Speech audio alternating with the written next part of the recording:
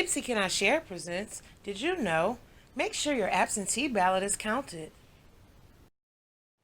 Congratulations! You have your paper ballot and are ready to vote from home. After all that work, you want to be sure that your ballot counts.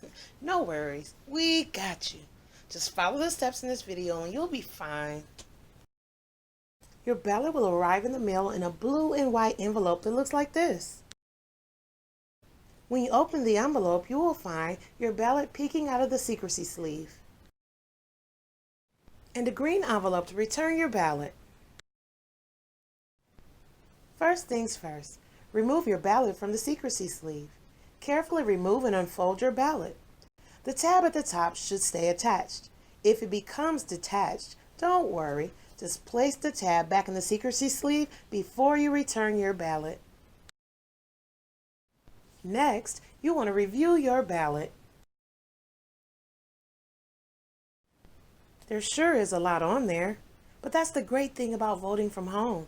You can take your time to learn about the candidates, read, research, talk to your family and friends, and just think things over. Now you're ready to make your choices. To mark your ballot, use only a black or blue ink pen. Do not use any other ink color. Be sure to completely darken the oval for each choice as shown in the picture below. Keep your ballot clean and neat. Tears or coffee stains could cause it to be rejected by the scanner. Your ballot will have three main sections: partisan section, nonpartisan section, and the proposal section. The partisan section begins in the top left-hand corner of your ballot. This is where you can vote for all candidates of one political party, which is one easy mark. For example, if you want to vote for all of the Democratic candidates, fill in the oval where it says Democratic Party. This is called voting a straight party ticket. Even if you choose to vote a straight ticket, you can still vote for an individual candidate of another party. Just do not vote for more candidates than indicated under each office title. The partisan section includes all races where candidates are listed by their party affiliation. Partisan races on your ballot may include U.S. Senator, Congressperson, State Board of Education, University Trustees, State Representative, County Commissioner, City Council, Township Supervisor, Park Commissioners, and more. To vote for a candidate whose name is not printed on the ballot, write the name of that candidate in the blank space provided and completely darken the oval. Do not cast a write-in vote for a candidate whose name is already printed on the ballot for that office.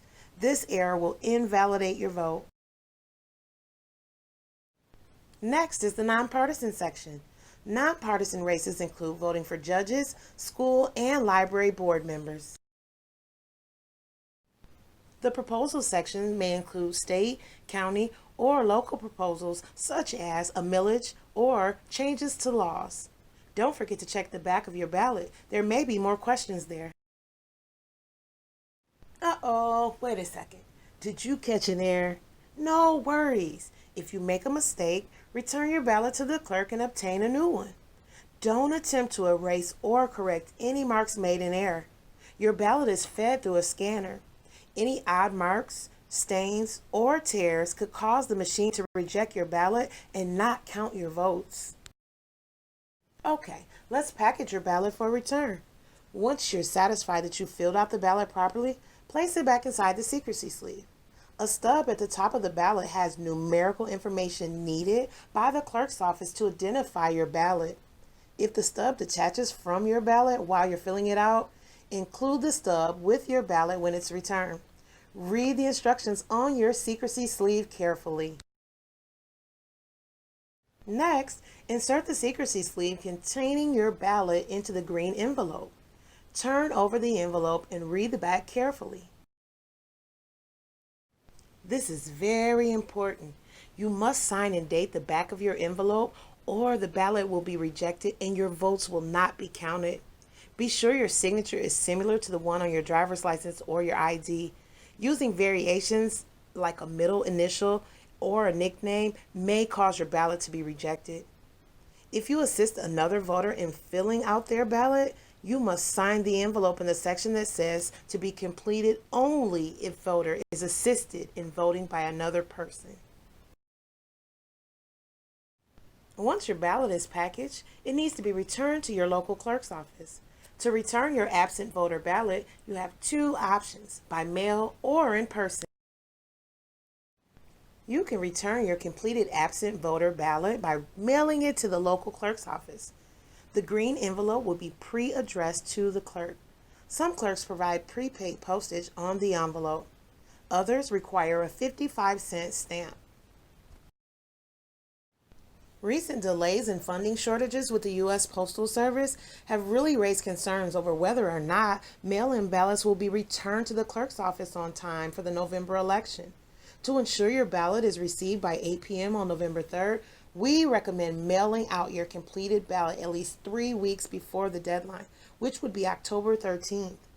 A recent court case decided that ballots postmarked as late as November 2nd could be counted, but things change, so do everything you can to get your ballot in by November the 3rd. You may receive an absent voter ballot as soon as September 24th. Return your absent voter ballot in person. You can go inside your local clerk's office and hand it in, or you can put it in the drop box outside. Just be sure to get it in before the 8 p.m. deadline on November the 3rd. All clerk's offices in your area are offering a 24-hour accessible ballot drop box. This is going to make it easier for your ballot to be returned. Contact your local clerk's office directly to find those locations. Some are putting drop boxes in multiple locations across town. Officials are encouraging voters to hand deliver their completed ballot and not depend on the mail. Go to mi.gov/vote to check that your ballot was received by the clerk and recorded. If it has been more than 10 days since you mailed it, call your clerk and ask if you should get another ballot.